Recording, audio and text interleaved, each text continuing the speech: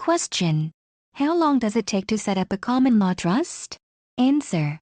A few days to a week, from the time that trust writer Randall receives your order.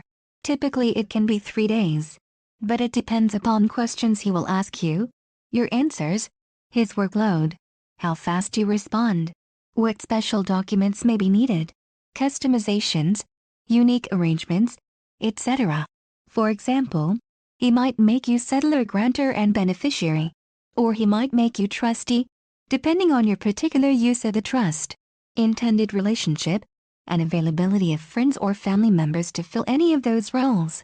Sometimes a client is asked to find someone who is willing and qualified to play the role of trustee, and sometimes clients can take longer than expected to negotiate that arrangement with their friend or family member. So that timing depends upon the client, not upon Randall.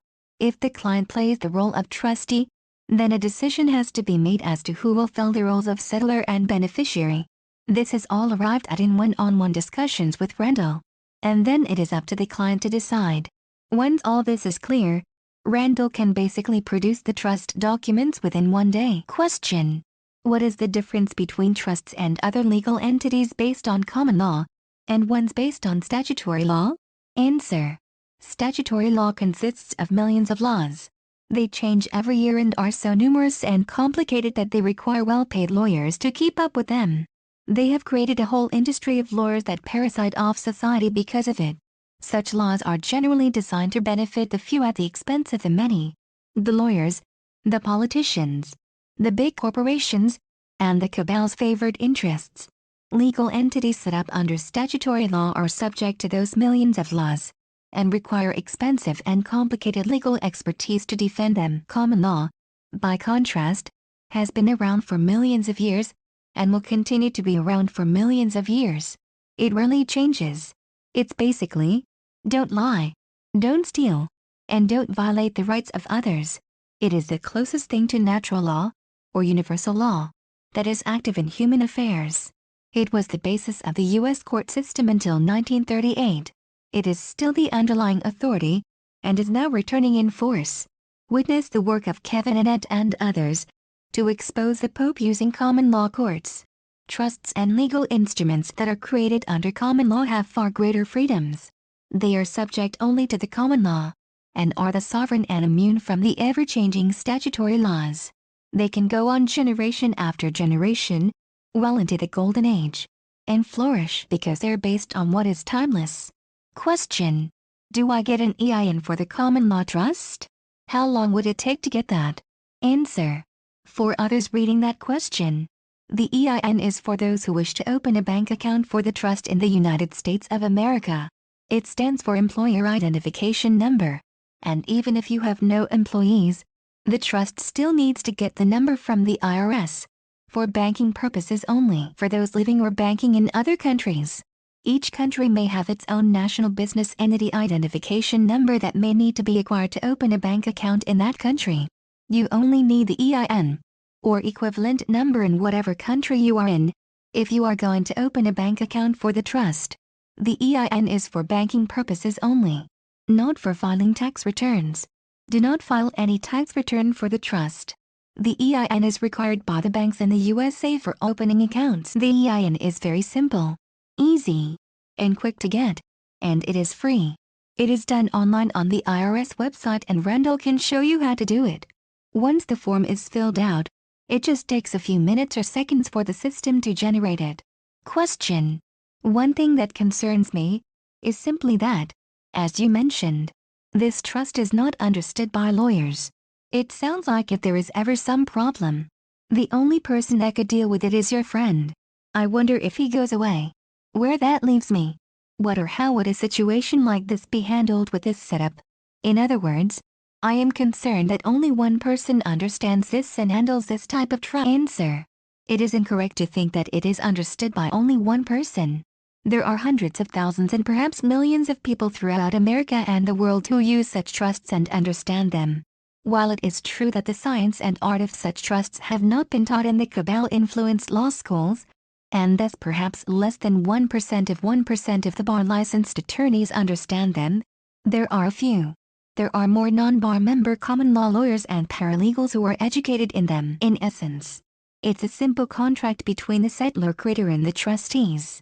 It is handled like any other contract between 2 or 3 people. Bar-licensed attorneys want you to use theirs, so most of them give the common law trusts a bad rap. Yet many of them sell their versions online as asset protection trusts, irrevocable trusts, etc. While my friend Randall is the best in America that I've seen, there are many common law professionals around the country who understand this category of trust.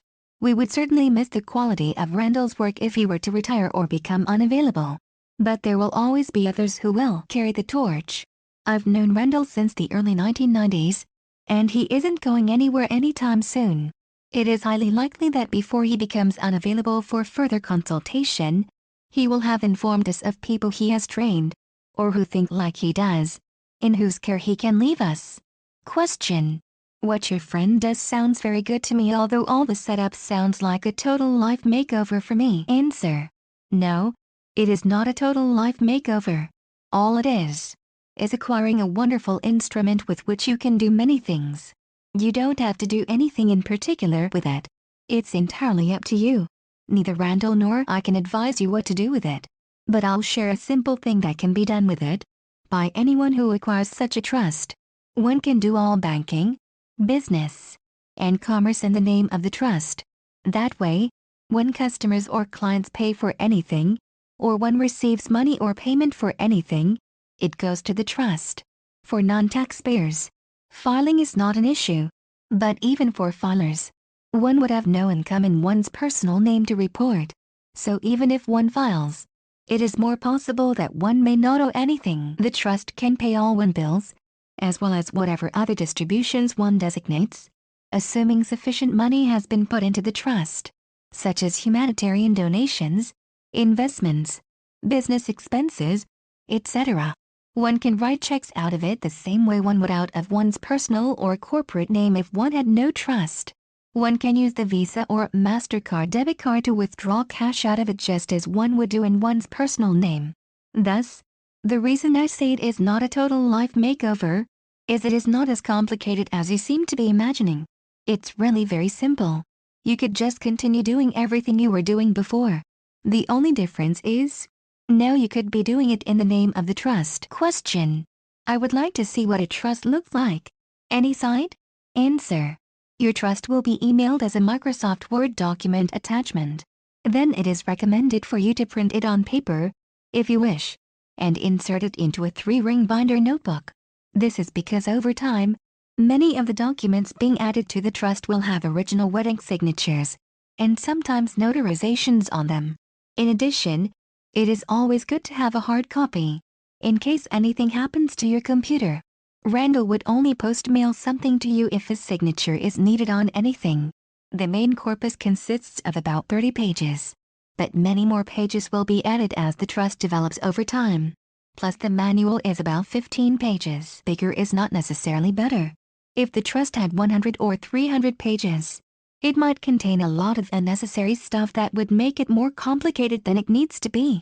In this case, a trust with shorter text and lesser pages is actually more powerful and beneficial, because we have distilled the essence of the best legal and asset protection principles down into the most concentrated and user-friendly form. These materials are proprietary and are not published on any website anywhere. If you find any on a website, it would be very advisable to avoid using them, because Randall and I have decades of experience in eliminating so much of the nonsense out there and retaining only the trust documents and language that are most essential, correct, and beneficial for everyone concerned. Further, you wouldn't want to use anything that has been exposed to the public. The corpus of the trust is very private. It is never to be shared with anyone except your closest family and friends and/or whomever you may bring into the trust as any kind of officer or partner. Only a few pages are to be shared with the bank, the minimum necessary to get an account open. Randall will show you which pages. All the rest of the trust is never to be shown to any institution or agency, without the consent of the trustees. The privacy of it is one of its protections.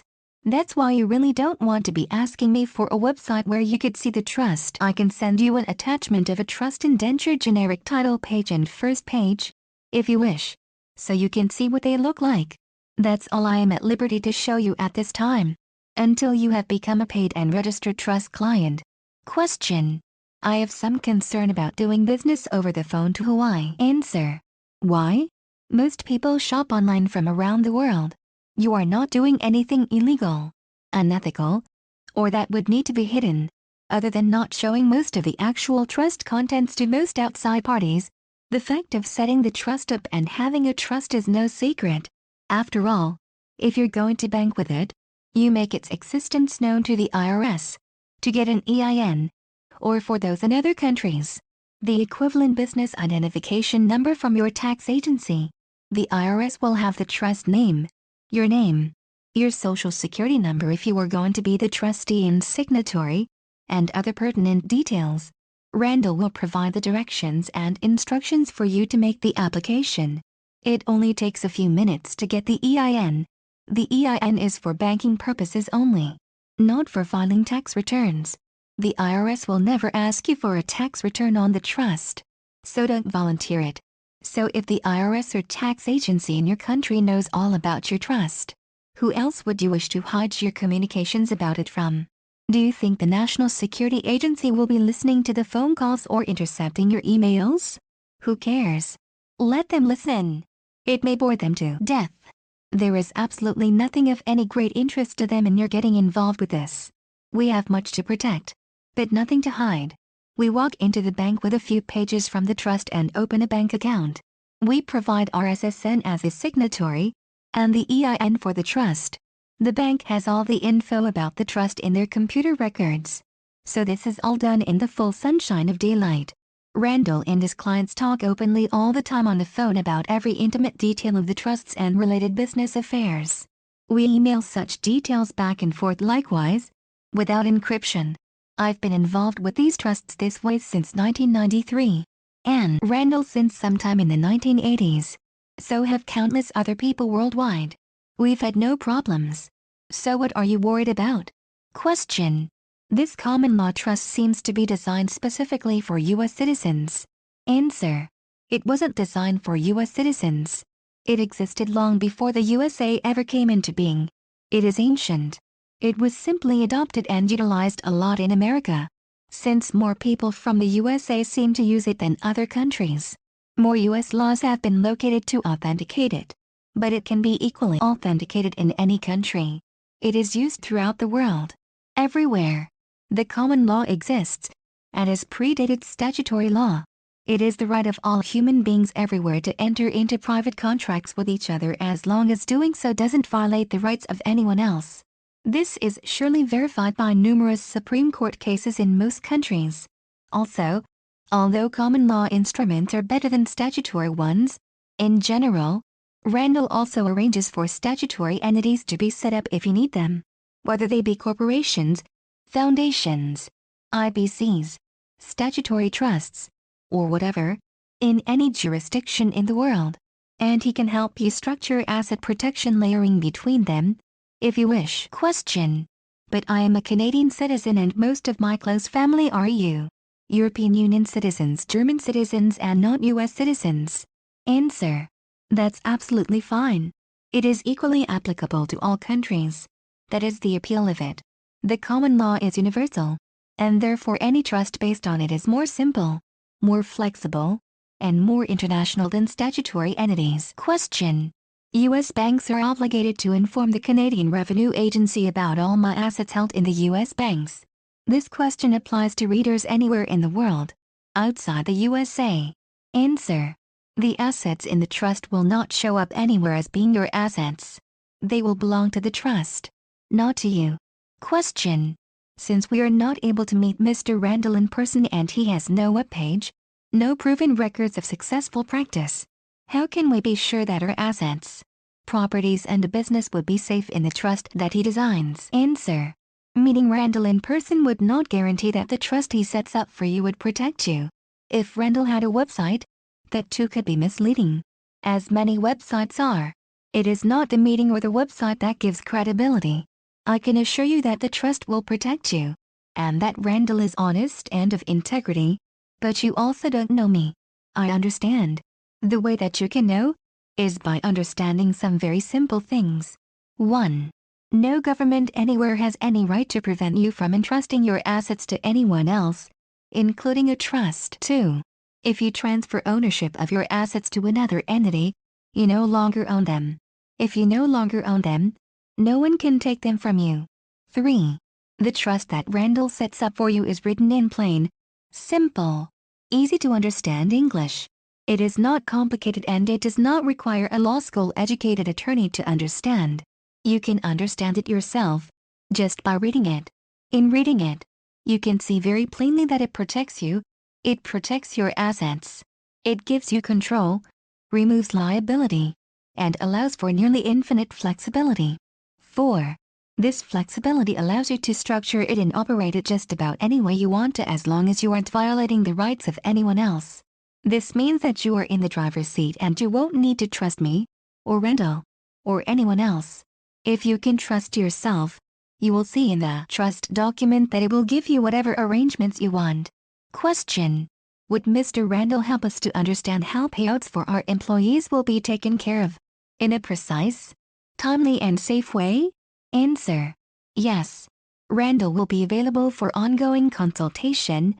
However, you don't really need Randall to answer a thing like that, because you would administer your affairs pretty much the same as you would without the trust. The only difference is you are doing it in the name of the trust. Otherwise the rest of your individual, business, commercial, and investment affairs are the same. The only time you would need to consult Randall is if it specifically pertains to any aspects of the trust that are perhaps not already covered in the trust manual. Question: how can we be sure that unauthorized people will not be able to access our trust bank accounts? Answer: most of the answer to that question would come from other sources, because the issue would not be with the trust. It would be with other policies of security at the bank or mechanisms of security on your computer. The trust itself only authorizes the people to have access to the bank account whom you designate. If you designate no one other than yourself, then that is the way it will be. You can be the sole authorized signatory on the bank account for the trust if you wish to be. If anyone else were to access the bank account without your permission, it would not be the fault of the trust. It would be the fault of insufficient bank security or insufficient security on your computer, your identity, etc. This writer has been using this type of trust since 1993 and banking with it since 1996. So have many of my friends. I have done commerce with them, investments, business, banking, international transactions, all kinds of things. I have never had a problem with them. If they're designed and operated correctly, you will have no problem. And they have gotten better and better.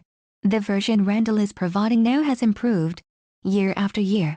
He keeps adding refinements, adjustments, and improvements. Question: we would most likely need to attend one of your and Mr. Randall's special introductory workshops in order to get a deeper understanding about what are the benefits of the common law trust. Answer: believe it or not, we don't conduct workshops.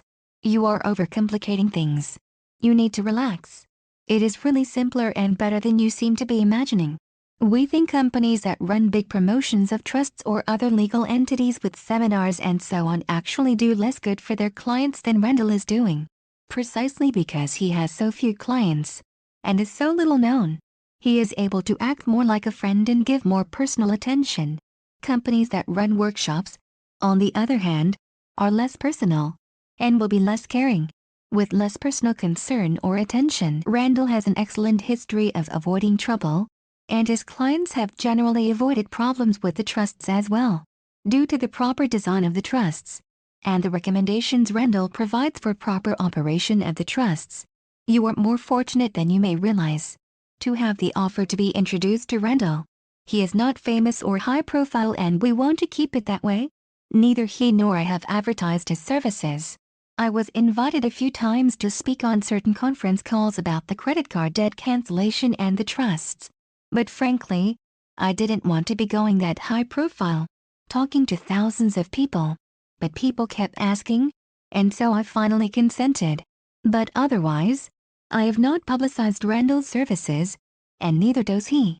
You are very fortunate to learn about him. If you found information about this on a website, neither he nor I posted it. Someone else posted it, usually without even our knowledge or consent. Other than that, Randall's business has always been by word of mouth only, and good reputation. The question below adds more to this thought about learning, so please read that too.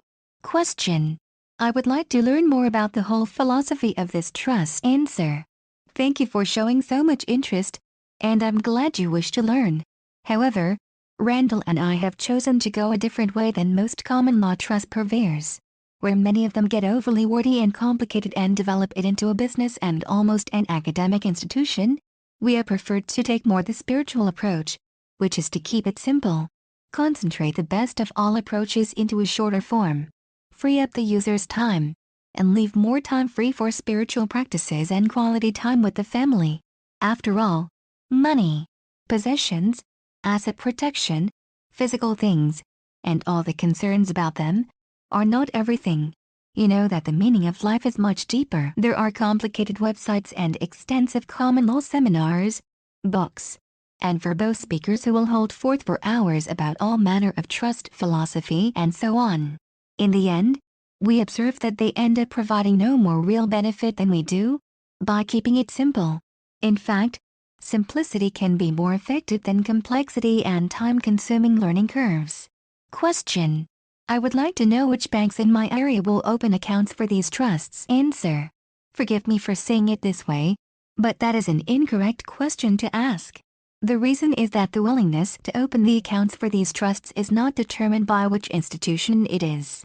Since common law instruments have not been as uniformly understood by banks as statutory entities, it often more depends upon which employee you are speaking with in the bank, and what mood they happen to be in that day. It is really that subjective.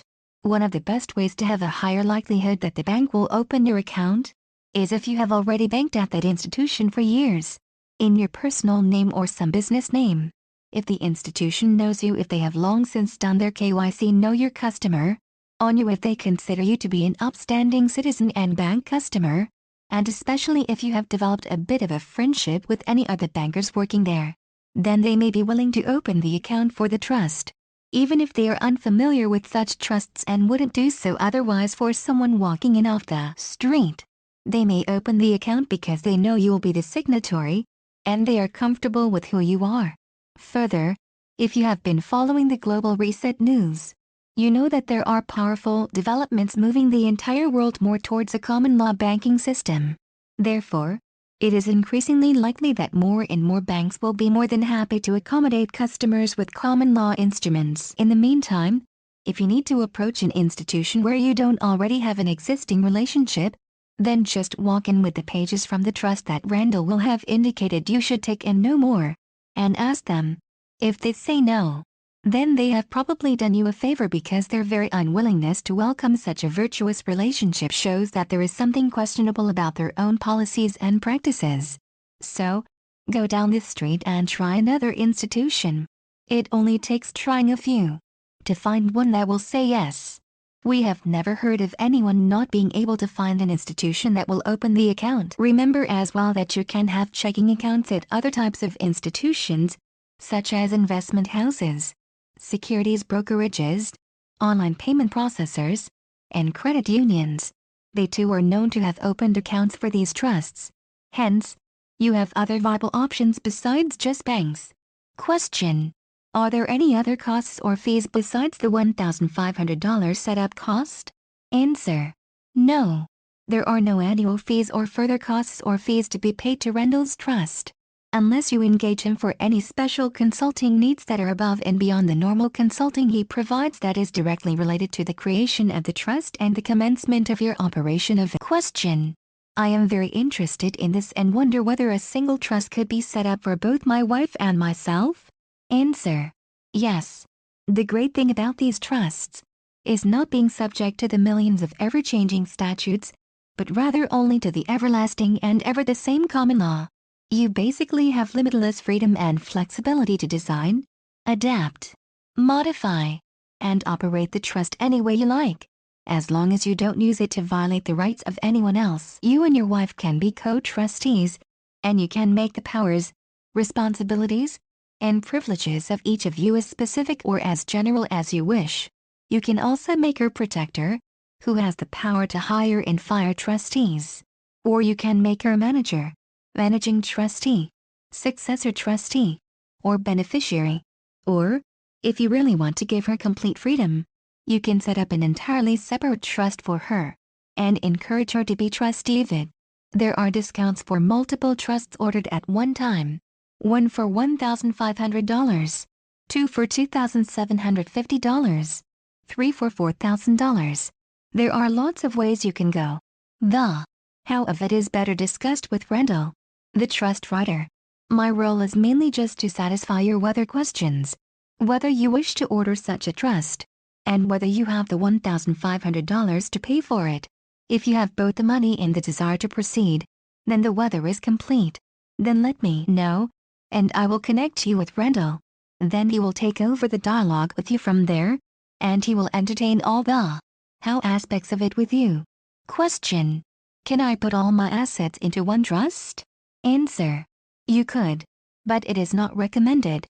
The traditional cardinal rule among all wealthy people who use trusts is, have a different trust for each different asset. Have one for each house, one for each car, one for each business, one for each investment, etc., etc. In the early 1990s it was rumored that the Rockefellers had as many as 7,000 of these trusts. The reason is, what if you were to put all your assets into one trust, and then some problem were to arise with it? All the assets might be at risk. It is rare and unlikely that the trust would ever be successfully attacked, legally, or that it would be penetrated. In fact, we have never once heard of that happening with the trusts that my friend Randall sets up. But what if you had made the mistake of appointing co-trustees who later became disagreeable with you? If a conflict between trust officers were to arise, could they take your assets from it again? These trusts are set up so ingeniously and so beautifully that their very design minimizes the chances of problems. The design is fabulous, and so if the trust is operated according to the guidelines suggested, and if you are not using the trust in dangerous or questionable activities, then it is extremely unlikely that the assets in it would ever be at risk. But the whole point of asset protection is to maximize the security of the assets. Thus, the traditional cardinal principle is, have a different trust for each different asset. Question: what is your feeling towards a private interest foundation as opposed to a trust? Answer: I have no particular opinion other than I generally prefer common law entities over statutory ones. In addition, please be aware that the kind of common law trusts that Randall sets up can operate as foundations. The only possible disadvantage I can think of is that if you are accepting donations and you want the donors to be able to write off their donations on their tax returns as tax deductible, then your foundation may have to be a statutory entity. I'm assuming that's what you are referring to in Canada as a private interest foundation. In the US, a 5013C can operate as a foundation and be tax exempt, but it is a statutory entity and thus is subject to a long list of regulations. It does, however, offer the benefit that donors to it can have their donations be tax deductible. If your foundation is philanthropic and will be giving donations rather than receiving them, then the common law trust that Randall provides you could be set up that way and would be far superior, in my opinion, because it would have no tax agency or government filing requirements and would therefore be subject only to the common laws. That is, don't lie, don't steal, don't violate the basic rights of others, etc. It would be free of the millions of ever-changing statutes legislated by politicians and lawyers every year. Or, if your foundation will be receiving donations, but you don't care whether the donations will be tax deductible for the donors, then too, the common law trust would be superior. Question: does the setup include bylaws and share setup of the corporation? Answer: the bylaws of the trust are in the indenture, in the corpus of it. They're not termed bylaws, but that's basically what they are. Shares of the trust are called units. These are all explained in the indenture and in the manual. However, the trust is not properly called a corporation. A corporation is a public entity that is generally statutory. That's why these trusts are sometimes called unincorporated business organizations. Question: is there an ongoing process as growth of the trust foundation needs? Answer: absolutely. That's the whole purpose of it. If there were no ongoing process and growth, expansion, then it would just be a dormant entity and have little or no purpose. Most users of these trusts add documents to the trust on an ongoing basis, recording every significant transaction in a 3-ring paper binder notebook and in the computer files. Guidelines for all this are included in the indenture and in the manual that come with the trust. Question: after the trusts are set up, can we move most of our money into the trusts from the RV? Answer: yes. It is best to have the trust set up prior to the RV and also the currencies exchanged into the trusts prior to the RV.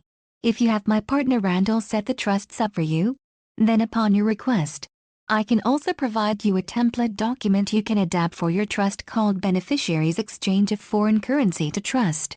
As you know, there is not supposed to be any capital gains tax imposed on any dinar or dong holders anywhere, but it is to be designated as a currency exchange and not an investment. However, even if the IRS does try to impose a capital gains tax, it would be totally inapplicable to exchanges conducted for currencies owned by these trusts, because they are exempt. That is, providing the exchange has been documented prior to the RV.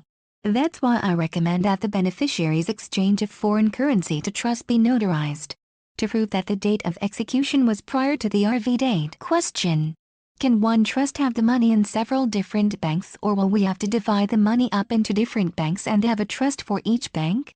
FDIC has been bankrupt since 2008 and is no protection. Answer: one trust can have as many bank accounts as you want, in as many banks as you want. However, it is also recommended to have a different trust for each different asset. A separate note unrelated to the trusts, though, is that a much safer banking system is coming. Some say it is already here. The RV is just a part of this new worldwide system which is asset-backed and which would make FDIC much stronger, or even redundant and unnecessary. Question: can the trust invest and not have to pay taxes on the profits? You mentioned them as being 100% tax-free. Answer: yes. Exempt statutory entities like 5013 CS don't have to pay taxes either. But the difference with the particular design of common law trust that Randall sets up is that his trusts filed no returns. To me, that is at least as significant, if not more so. The privacy, independence, freedom, and sovereignty that absence of sending in tax returns confers are priceless and unsurpassed. Question: after the RV, the U.S. Treasury will be closely monitoring where every dollar goes. Will this cause a problem? Answer: before the RV, the cabal has already been closely monitoring where every dollar goes, and has already caused countless problems for peaceful, harmless, and life-supporting people everywhere.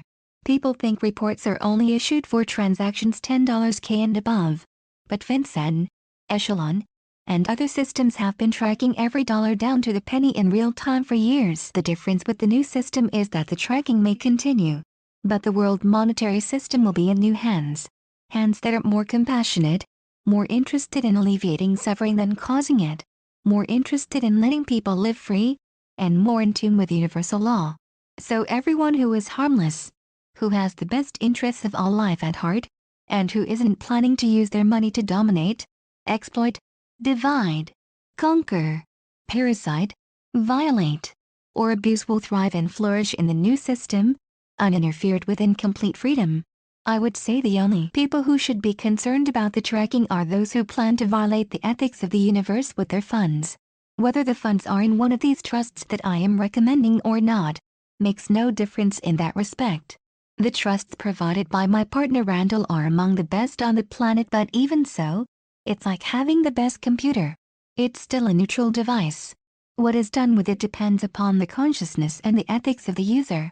One can have the best trust and still commit evil acts with it. That is exactly what members of the dark elite have been doing.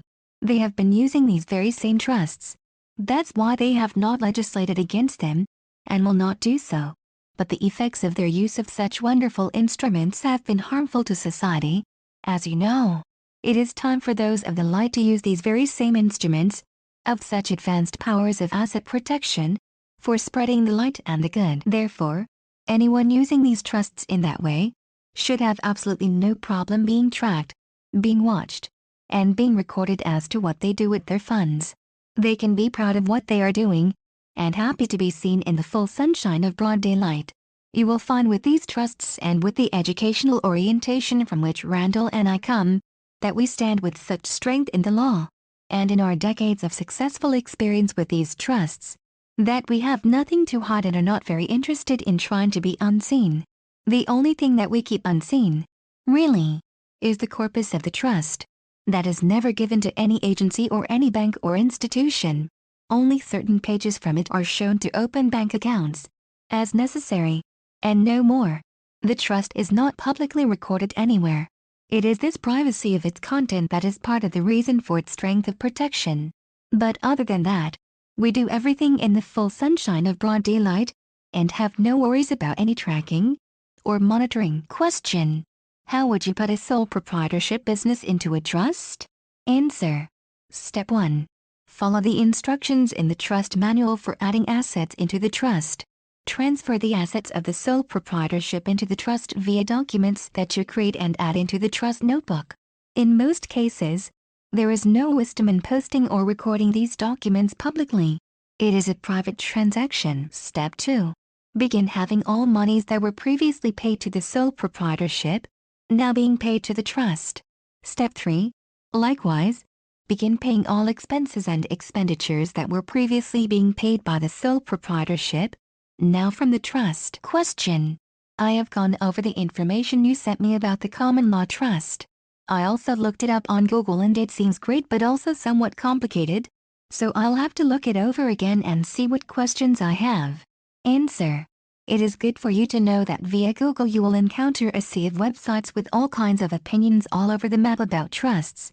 Very few of them are even discussing the exact type of trust that Randall sets up, and among those, none of them know about the superior legal simplicity, purity, and style with which Randall writes his. This is because this is private, and is not discussed on any website, except in one or two places where people posted my one-page letter about them. If you like absorbing a vast variety of opposing opinions, many of which contain disinformation or misinformation, because your intellect is huge and you can handle the controversies with ease, then fine, survey the Google landscape. But if your intent is more practical, and you simply want to have the very best and most user-friendly protection, with the lowest likelihood of any problems, it would be good to simply be grateful that you have already found the best. Don't confuse yourself by the others. Question: I wanted to ask you if you had a chance to ask Randall if he knows an accountant in this area. Answer: yes. Randall responded saying, in the past, only had a tax preparer here. He is very aggressive with his work. Did my own accounting. Go with a reputable accountant, if needed. Yellow Pages. Or, just use a conscious or, get a good computer program. QuickBooks. TurboTax. Question: would we need an attorney? You would almost never want to consult an attorney regarding the content or the functions of these trusts, because they are written under common law, whereas attorneys, by definition, usually specialize in statutory law. They are dangerous because they are brainwashed by it and will not only fail to be of help regarding common law trusts, but they can actually cause harm by their misunderstanding of them and disinformation about them. Therefore it would be rare that you would ever want to consult an attorney regarding any trust business. If you do, it should focus on the transaction, whatever is the subject of the consultation, and not the content or design of the trust. Very little information about the structure of the trust should be given to any attorney, as little as possible. Question: has Randall created many common law trusts for residents, citizens of A. Canada, B. United Kingdom, C. countries in Africa, D. Central and South American countries, E. Caribbean countries? Answer: if the trust were a statutory one, I would need to consult Randall to find out specifically for clients in which countries he has created trusts, to answer your question exactly accurately. But the fact that it is not statutory, but rather is operating on the higher and more evolved plane of common law, means that it is not a necessary question for you to ask. Suffice it to say, Randall is a world traveler and has clients in many countries. Common law goes everywhere. Hence, it is not necessary to determine whether the trust is applicable to any country in particular. Question. From the info about the trusts, it seems that nothing on the trust documents created by Randall is treated as being confidential. It is accessible to whoever, while it is on the internet. Answer. All of the information in the trust is intended to be private and confidential, with the exception of certain pages which need to be presented to a bank to open a bank account for it. The list of those documents comes with the trust. Otherwise, none of the rest of the trust is ever to be presented to attorneys, government agencies, or other institutions. None of it is to be recorded publicly. Nevertheless, we are also not fanatical about secrecy or encryption on the internet. While it is true that trust documents emailed back and forth could be intercepted, we have never heard of that causing a problem for anyone. Part of the reason for this is that only the initial setup documents created by Randall are emailed. Later, whatever documents the client may adapt for placing assets in the trust and conducting other trust business are done by the client according to guidelines and templates Randall will have provided. Those documents would be never seen by Randall and never sent over the internet unless the client wishes to do so. For some reason, therefore they can, and should, remain private.